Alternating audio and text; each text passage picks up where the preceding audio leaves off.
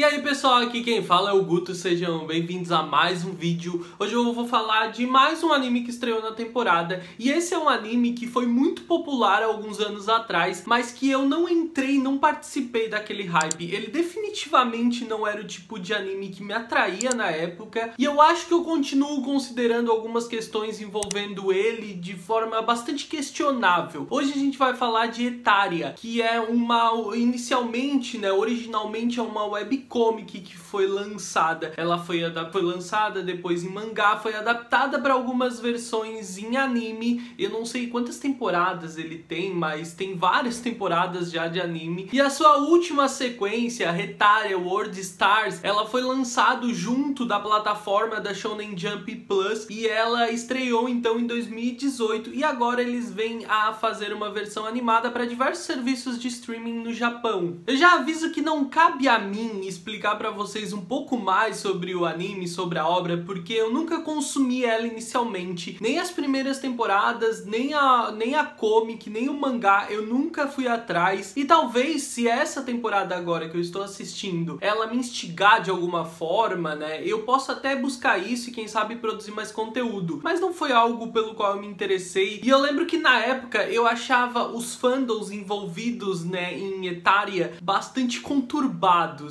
Inclusive isso é confirmado por diversas amigas minhas que participaram, porque o fandom Fujoshi era um dos fandoms mais ativos nessa comunidade. Eu vou explicar pra vocês só um pouco do que eu entendo da história pra dizer o que eu achei e se eu tenho alguma expectativa em cima disso. Basicamente, Etaria é uma obra que vai satirizar e contar de forma extrovertida e alegórica acontecimentos e personalidades envolvendo países, na maior parte deles países que tiveram algum envolvimento, né, no período da Segunda Guerra Mundial. Esses países que estiveram mais envolvidos nessa situação, eles são os que aparecem em maior destaque na maior parte do anime. Inclusive, Alemanha, Japão e Itália, que são os países do eixo, eles são os três países que protagonizam a história. Na obra, esses países são representados de forma antropomórfica, eles são personificados através de personagens que buscam trazer para a história diversos estereótipos, fatos, culturas, localizações, transformar essas coisas em elementos de definição cômico para construir o personagem, né? A própria Itália é representada através do estereótipo de um cara comilão e mulherengo, e todos eles costumam ser representados mais no perfil de bichonen, assim, sempre com personalidades masculinas e muito bonitas, mas pelo que eu pesquisei da obra, existem algumas variações em alguns momentos, como para representar fatos históricos, personagens históricos, localidades, coisas muito específicas. Às vezes existem algumas variações dos países que são apresentadas à obra. Entendendo essas questões básicas e assistindo só esse primeiro episódio dessa nova temporada, dá pra entender por que o fandom era meio conturbado na época. Por que ele envolvia Fujoshis?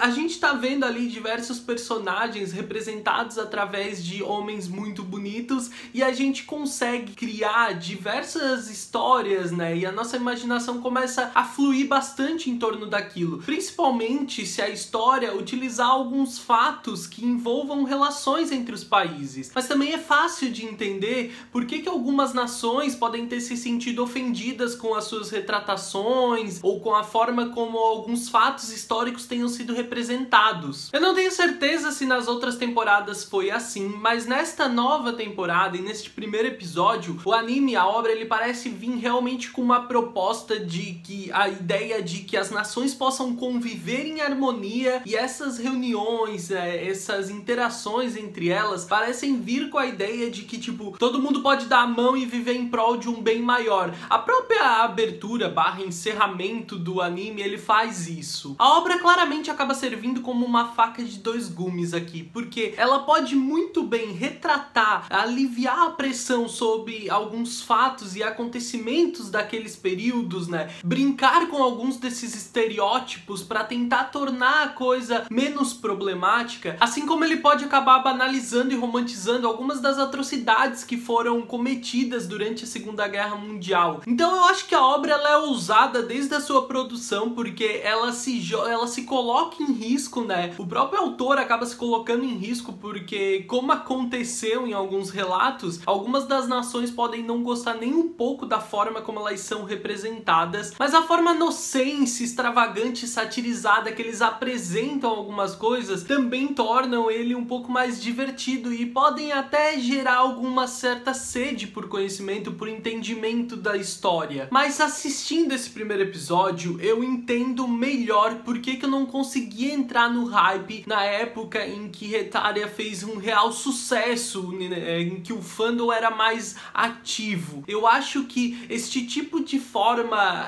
nonsense, retratando fatos históricos tão relevantes, nunca conseguiu me fisgar de alguma forma. Primeiro que na época eu não era tão atraído por animes e histórias que fugissem muito ao que era BL ou ao que era o shonen de lutinha, e animes nonsense, né, com essa satirizando acontecimentos históricos reais, realmente nunca chamaram minha atenção. Na minha pesquisa para entender um pouco mais da obra, eu também vi que existe sim uma carga dramática inserida na história, em que alguns acontecimentos, né, em alguns períodos históricos mais tristes, envolvendo personagens com situações mais dramáticas, também são retratados na história, e confesso que essa é uma das coisas que instiga um pouco a minha curiosidade de conhecer as outras temporadas. Mas eu não sei se isso vai rolar, eu não sei nem se eu vou continuar essa aqui. O episódio ele tem em torno de 5 minutos, a animação é fluida, bonita, divertida, é bastante colorida, e eles conseguem inserir diversos desses estereótipos em vários aspectos dos personagens para representar os países. Várias dessas características tu fica buscando e fica tentando descobrir, entender que país é aquele, o que é bem interessante, ver essas interações, ver como eles usam esses contextos históricos, né, esses fatos históricos dentro da história, ver como eles vão empregar isso, gera uma curiosidade, isso é inevitável. Os personagens eles puxam muito para um lado bichonen, então são uns caras bonitos, mas tem alguns personagens femininas representadas, tudo é bastante interessante nesse aspecto, né, nessa curiosidade que a gente tem em ver como as nações vão ser representadas. Ele é produzido pelo estúdio Jin, que também é responsável pela produção de Junjo Romantica, Sekaiichi Hatsukoi, e tem mais algumas coisas, várias outras coisas que o estúdio produziu, mas eu sei que muitos de vocês vão conhecer esses. E assim, levando em consideração que ele tem só 5 minutos, os aspectos técnicos estão bem legais e que gerou uma certa curiosidade em mim para ver como algumas nações vão ser representadas, eu devo continuar assistindo, mas eu não devo mencionar ele muito mais vezes por aqui ou nas redes sociais. Deixa aqui nos comentários o que você achou do primeiro episódio da nova temporada de Hetaria, se você quiser deixar a sua opinião sobre a série como um todo, caso já tenha assistido as outras temporadas, deixa aqui nos comentários. Se gostou do vídeo, deixa o like, se inscreve se é novo por aqui e ativa as notificações, me segue nas redes sociais, eu sou @gutunu no Twitter e no Instagram. Eu espero que tenham gostado do vídeo, eu vejo vocês no próximo vídeo, um grande beijo,